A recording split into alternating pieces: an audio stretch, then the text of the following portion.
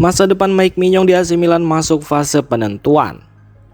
Teka-teki masa depan Mike Maignan di AC Milan akhirnya mulai menemukan titik terang. Di tengah simpang siur kabar yang beredar, kini muncul konfirmasi kuat bahwa manajemen Rossoneri sedang mengambil langkah serius.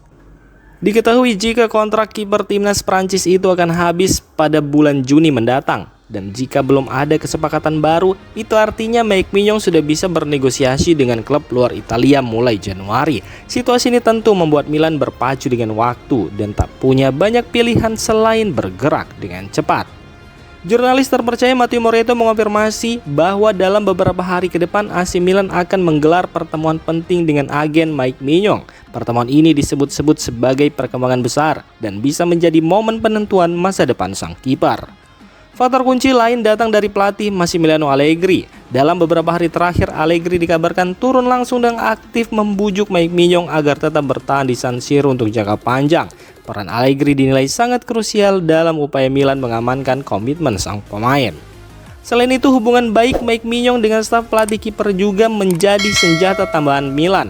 Klub berharap kombinasi pendekatan personal dan tawaran kontrak baru yang kabarnya bernilai sekitar 7 juta euro per musim cukup untuk meyakinkan Mike Maignan bertahan di Milan.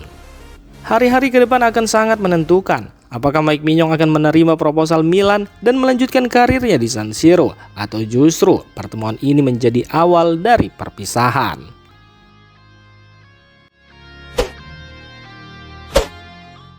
Christian Pulisic sang penembak jitu AC Milan.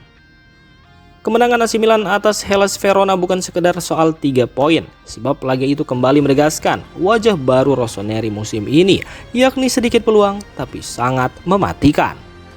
Gol Christian Pulisic di awal babak kedua langsung jadi bukti. Itu merupakan tembakan tepat sasaran pertama Milan di pertandingan tersebut dan langsung berbuah gol. Itu artinya AC Milan tidak butuh banyak percobaan untuk menghukum lawannya. Data menunjukkan ini bukan kejadian kebetulan. Sepanjang musim ini Milan berulang kali mencetak gol dari tembakan tepat sasaran pertama mereka.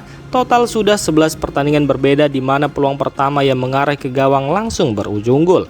Jika peluang pertama gagal, Milan tetap tajam. Mereka juga beberapa kali mencetak gol dari tembakan tepat sasaran kedua dan ketiga. Satu-satunya laga di mana Milan benar-benar buntu hanyalah saat bertandang ke markas Juventus. Catatan ini menegaskan satu hal, begitu bola Milan mengarah ke gawang, peluang golnya sangat besar. Tembakan melenceng mungkin terjadi, tapi shot on target hampir selalu berujung bahaya. Wajah utama dari efektivitas ekstrim ini adalah Christian Pulisic. Winger asal Amerika Serikat itu tampil layaknya sang penembak jitu.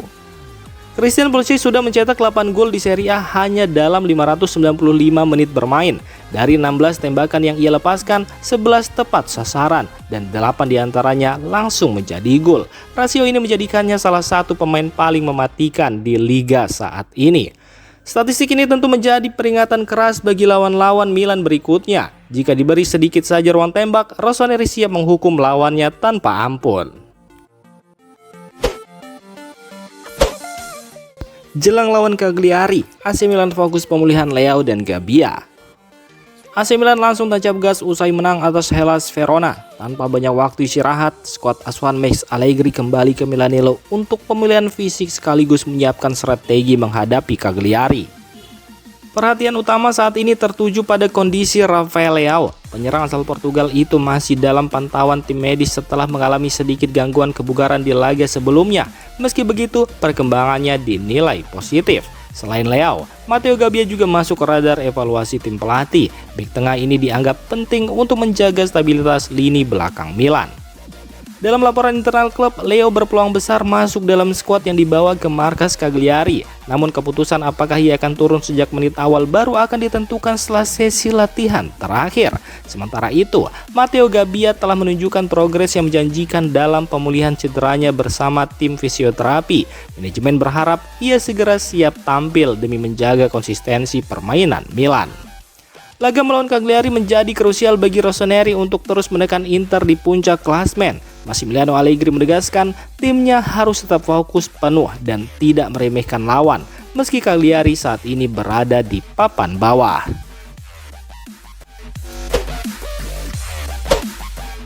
Cristoforo Nkunku akhirnya meledak. Milan harap jadi titik balik.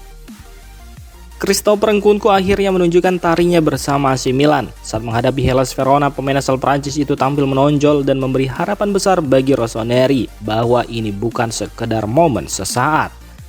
Didatangkan dari Chelsea dengan nilai 38 juta euro pada bursa transfer musim panas lalu, Nkunku sempat mendapat sorotan tajam. Pasalnya ia gagal mencetak gol dalam 15 laga Serie A dan mulai dicap sebagai pembelian yang belum sesuai harapan.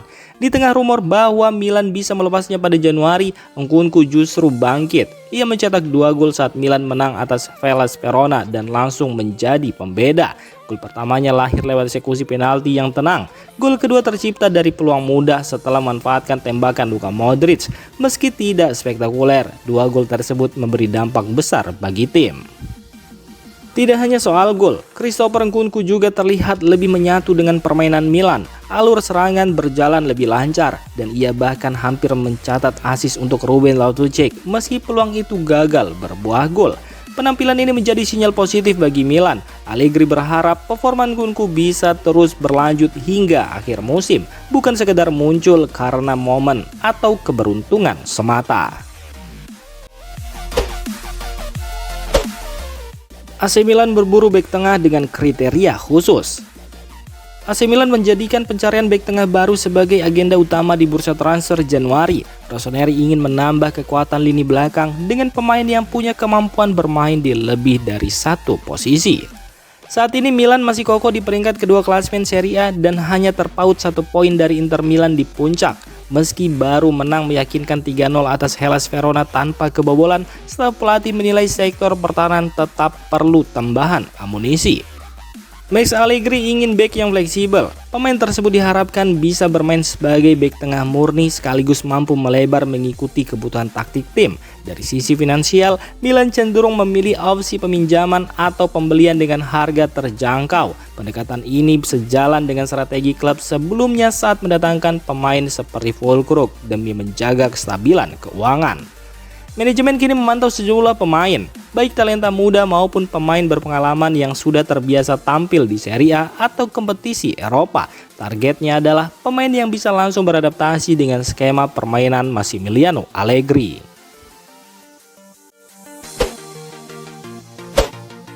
Fikayo Tomori tegaskan bahagia di Milan.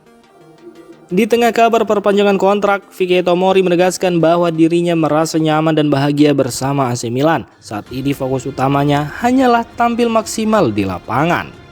Usai pertandingan melawan Hellas Verona, Tomori menyampaikan bahwa urusan kontrak bukan hal yang ia pikirkan. Ia menyerahkan sepenuhnya pembahasan tersebut kepada pihak klub dan agennya, sementara dirinya memilih fokus membantu Milan meraih hasil terbaik. Tomori juga menyoroti pentingnya kekuatan tim secara keseluruhan. Ia tidak mempermasalahkan rotasi pemain atau resiko seperti kartu kuning karena menurutnya Milan memiliki skuad yang solid dan siap bersaing di setiap pertandingan.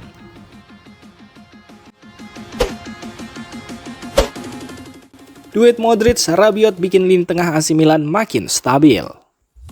Luka Modric dan Adrien Rabiot tampil semakin solid sebagai pengatur permainan di lini tengah AC Milan. Keduanya menjadi kunci saat AC Milan menghadapi Hellas Verona di San Siro dalam laga yang wajib dimenangkan.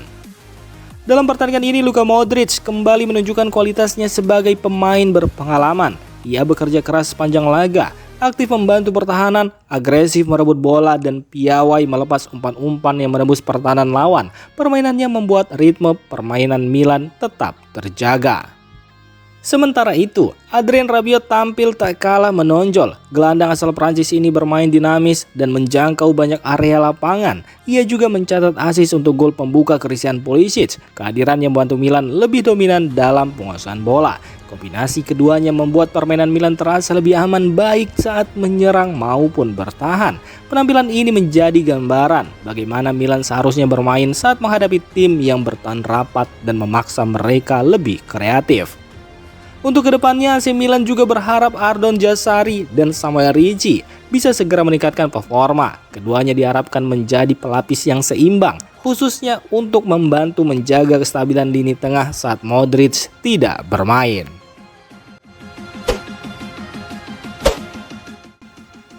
Demikian informasi dunia sepak bola terupdate hari ini. Untuk kamu yang gak mau ketinggalan seputar informasi sepak bola Eropa, silahkan like, subscribe, dan share video ini. Terima kasih.